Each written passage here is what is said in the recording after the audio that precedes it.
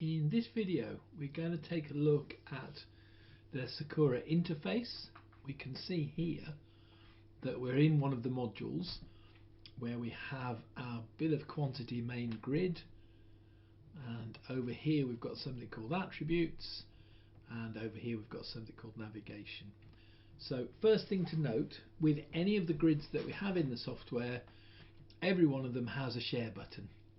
So the specific content of the grid can be exported to Excel, can be emailed, cropped to the clipboard, etc. So anything you can see here on this main grid, you can create those individual files from.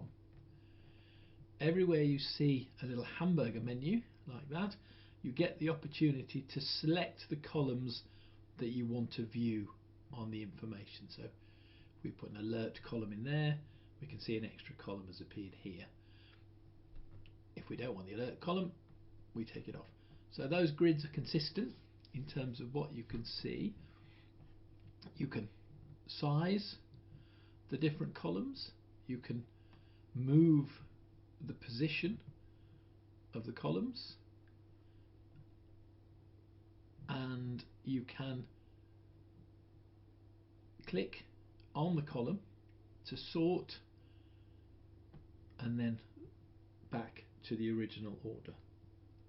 You can also use filters. So this filter here on the grid only show me things that have meter squared as their unit, or show me things that have number as their unit, or we can be more precise. We can actually use a range of show me if they start with, end with, contain, etc. So all of the grids themselves, very powerful tools in their own right for manipulating data. What we're going to do here is we're going to look at this particular pane here, which is called attributes, and it has a little down arrow to show us a menu. It has a pin and it has a cross. So if we start with the down arrow, we can change the status of the current pane, and that current pane is just this one here that's highlighted. So at the moment this pane is set as dockable, which means that if I put my mouse at the top, hold my left mouse down, I can drag that pane and it will give me the opportunity to dock it anywhere else that I want to dock that information. And you can see there's an outline of the layout wherever I put my mouse. So if I go to the top here, you can see that it's going to appear across the top. If I let go of the mouse, that's where my pane now is, the pane of attributes. Makes little sense to put it there, but we can put it there if we want.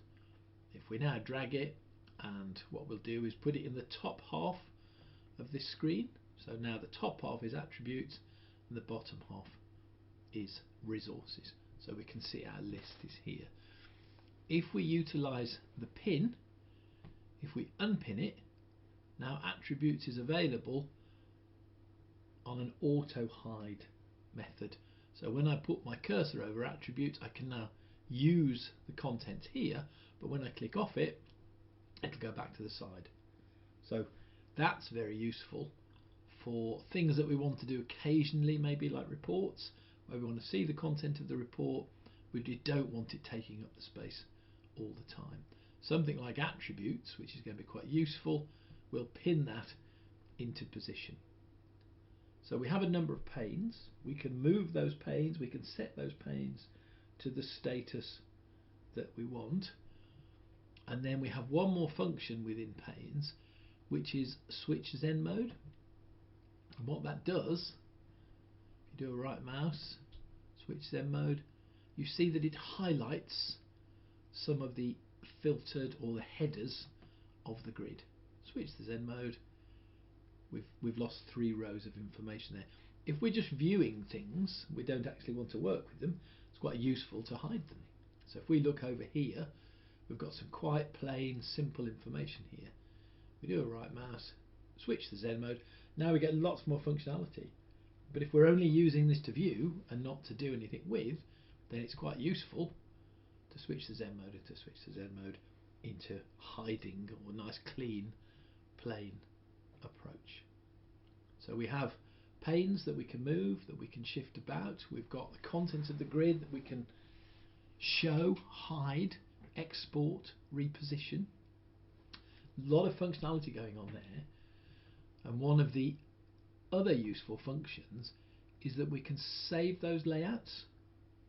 So we can get quite specific with our layout. Go into my layouts, and here's a number of layouts that I have already prepared. I could save one here. Call that one Mark 1, and we've saved Mark 1 as a layout. So what we're able to do now is to move a couple of things about, close a couple of things, and now if we want to go back to how it looked at before, we can go Windows, My Layouts, and we can use Mark 1. And what that's done is returned the screen as it's needed. Now what that means is that under my layouts now I've got different layouts to sort different methods of working. So if I'm doing some cost planning, I can use my cost planning layout, and that will enhance the bill of quantity screen so that I can see information about cost per square metre of the GIFR, totals of levels, element unit quantity analysis, those types of things. If I'm actually using this screen to mark up some trades, which items belong to which trade, I can use the trade markup layout. Now I've focused very much on the items, what do the items do, and here are my trades. So if I've got some floor finishes here and I want to do some raised access flooring, I can go over to here.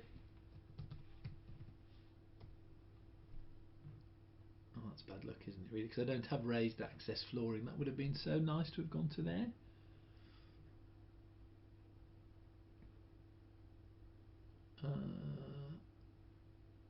So we don't want to do that then, do we?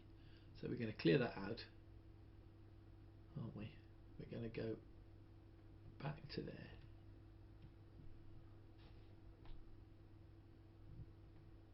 So I can make sure that the screen and the functions on the screen are supporting the task that I have in hand. If I'm getting towards the end of my job and I wanted to do a checking option here, then I would get a different set of panes laid out so that I can see now if there are any items that are unpriced and hidden.